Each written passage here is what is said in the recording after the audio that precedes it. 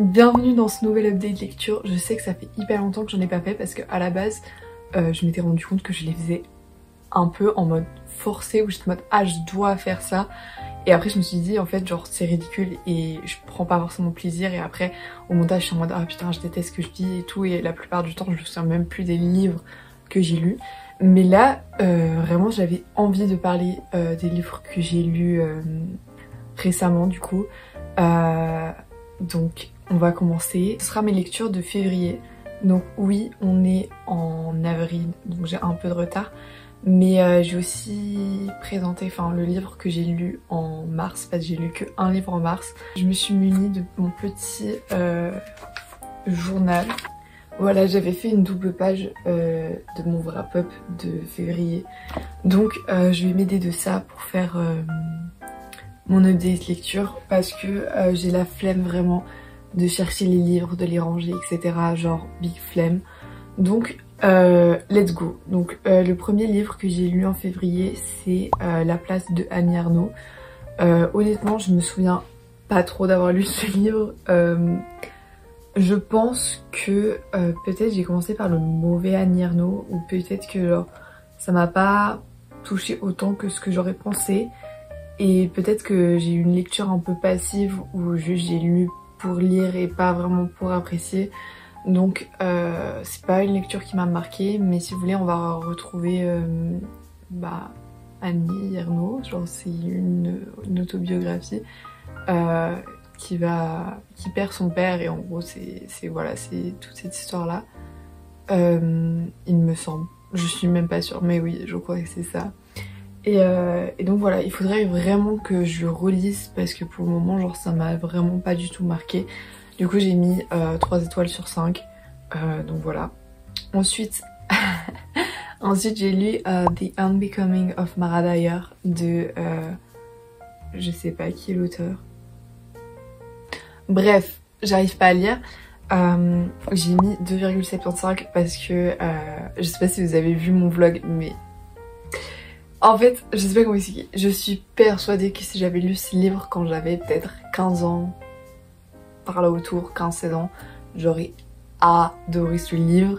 Mais là, juste, j'ai trouvé ça hyper prévisible. J'ai eu aucun attachement au personnage. Et puis, le plot était assez... pas bizarre, mais j'avais l'impression qu'il n'y avait pas de plot en fait. Genre qu'il y avait plein de trucs qui n'avaient aucun sens. Mais en gros, si vous voulez... je sais même plus exactement de quoi ça parle, mais il me semble que c'est une fille qui... Ah oui voilà, en fait c'est une fille qui a survécu elle était avec ses potes dans une maison abandonnée, et la maison elle s'est effondrée sur elle, et tous ses potes ils sont morts sauf elle. Et du coup ils vont déménager et tout, et après en fait c'est un peu toute cette histoire, comment elle se reconstruit, etc. Et il se passe un peu des trucs bizarres, et j'étais un peu en mode waouh, on se demande ce qui se passe alors que tu devines au bout de 3 secondes, mais ce n'est pas grave. En vrai, là en pensant à la fin et tout, parce que justement les 70 dernières pages, c'est là où j'ai aimé ma lecture, parce que genre, je sais pas, il se passait des trucs et j'étais en mode voilà, du coup j'ai envie de continuer quand même, mais je sais pas si je vais continuer, parce que voilà, big flemme un peu, et en plus le love interest, voilà, je ne l'aime pas. Le troisième livre que j'ai lu en février, c'est Beautiful World, Where Are You de Sally Rooney. Donc c'est un livre que j'ai DNF parce que en fait j'ai décidé de donner une deuxième chance à Sally Rooney, parce que j'avais déjà lu Normal People, que j'avais moyennement apprécié, et j'avais mis beaucoup sur le fait que c'était un des premiers livres que je lisais en VO, et c'est vrai que je trouve qu'elle a une écriture qui est assez lourde entre guillemets, qui est assez spéciale, et le fait qu'elle ne mette pas de guillemets à ces putains de dialogues rend la lecture hyper compliquée, enfin en tout cas pour moi, déjà qu'il y a de la peine à me concentrer, et puisque c'est une histoire où il n'y a pas vraiment de plot, c'est juste tu suis la vie de quelqu'un en fait, il n'y a pas d'enjeu en fait, il n'y a pas d'enjeu dans ces livres, Et je pense aussi c'est ça qui fait que les personnes ils apprécient cette lecture, c'est que c'est assez humain et que tu te reconnais facilement. Et puis voilà, mais juste moi ça ne le fait pas parce qu'il n'y a pas un truc qui me dit j'ai envie de continuer à lire. Genre la seule raison pourquoi j'avais envie de continuer à lire c'était de le finir pour lire un autre livre. Donc voilà, j'ai écrit là chiant pas d'enjeu, donc voilà c'est à peu près ça. Donc voilà, je pense que je n'irai plus le livre de Sally Rooney. Et voilà, du coup je l'ai arrêté 40 pages avant la fin. Du coup je l'ai quand même compté dans mon challenge Goodreads parce que vraiment, genre, pourtant il est pas long, mais je pense que je mérite ce qui compte, mais bon, même si voilà, il compte pas vraiment. Bref, ensuite j'ai lu L'homme au cercle bleu de Fred Vargas, qui est un roman policier. Du coup on va suivre un commissaire, je sais plus comment il s'appelle, mais le commissaire est vraiment extrêmement spécial et je sais pas, il a un peu un truc un peu nonchalant, il est un peu attachant, vraiment j'adore. Et en fait l'enquête c'est que il y a des objets qui sont entourés de cercles qui se retrouvent dans la ville et un jour il va y avoir un cadavre dans ce cercle et c'est toute l'histoire de qui est l'homme au cercle bleu. Et en fait c'était pas un roman policier comme on a l'habitude de voir ou ce à quoi je m'attendais, mais c'était d'une ambiance un peu spéciale, limite humoristique et je sais pas, ça a rendu la lecture hyper intéressante et l'écriture était vraiment incroyable. La description des personnages et de comment ils interagissent entre eux et la description de juste comment ils sont était incroyable. Enfin, j'ai beaucoup apprécié cette écriture. C'est du coup le début d'une série avec du coup ce commissaire là. Et du coup je pense lire la suite, je sais pas encore, mais je me dis pourquoi pas passer une lecture qui se lit assez facilement et tu passes un bon moment et du coup voilà.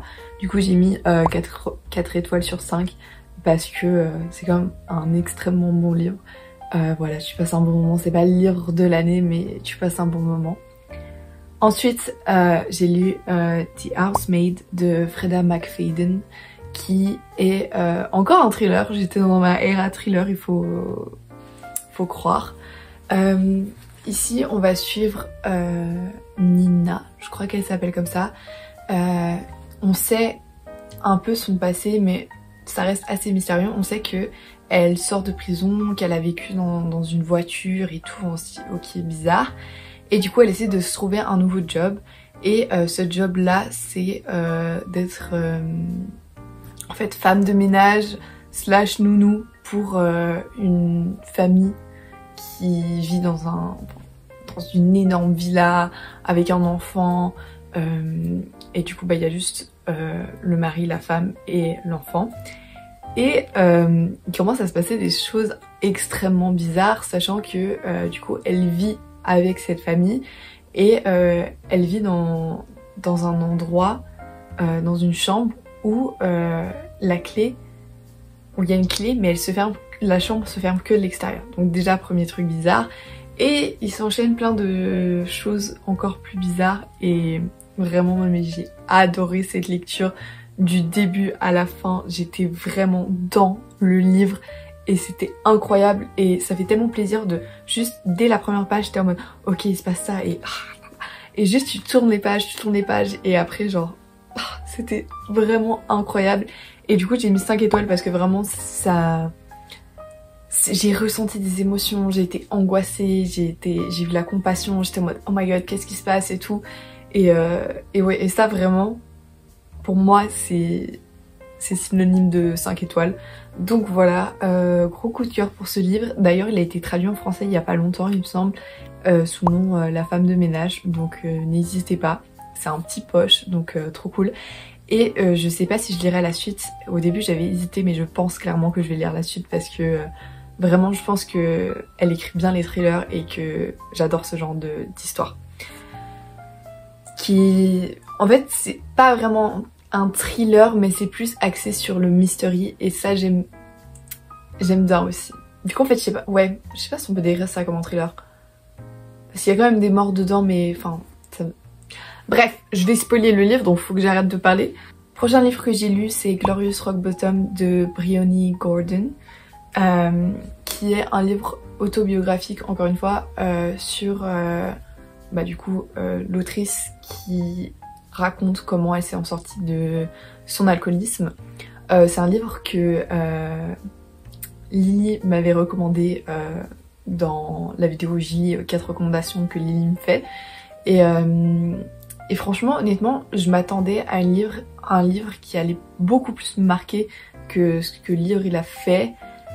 Parce que, je sais pas, il y a un truc qui a fait que je me suis pas autant attachée que ce que je pensais. Sachant que c'est un sujet qui me touche particulièrement.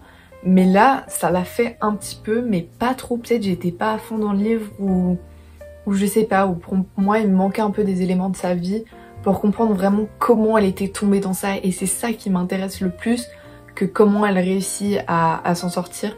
Donc voilà, j'avoue que j'ai pas beaucoup de souvenirs, mais je lui ai quand même mis sur le coup 4 étoiles. Et là j'ai écrit sincère et touchant, donc voilà.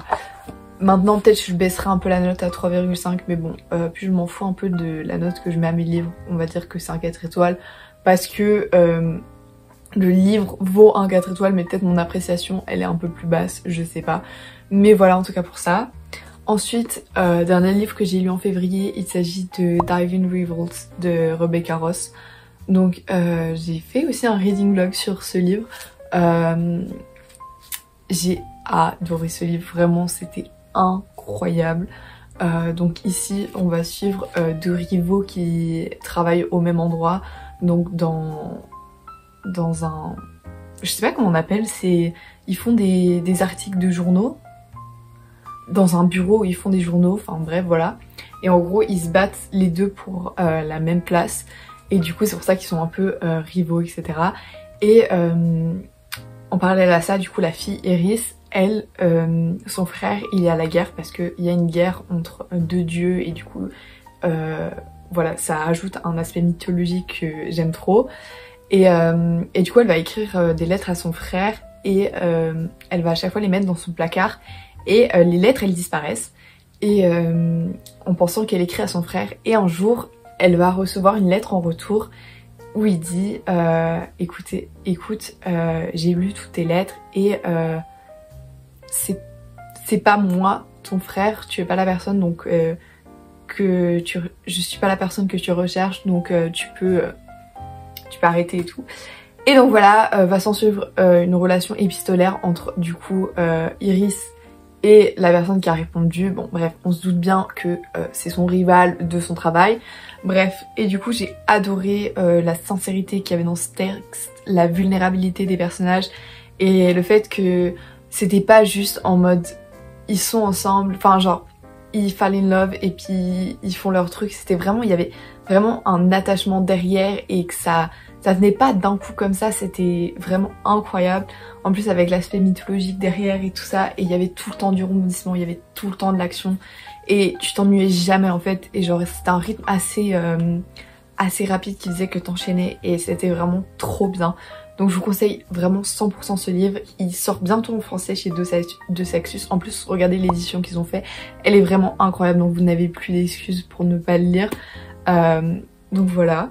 Le livre que j'ai lu en mars, le seul et l'unique livre que j'ai lu en mars, du coup c'est la suite, c'est Ruthless Vows de Rebecca Ross. Du coup c'est un livre que j'ai moins apprécié que le premier tome. Parce que déjà je pense le fait que je l'ai lu en un mois entier compte beaucoup sur mon avis.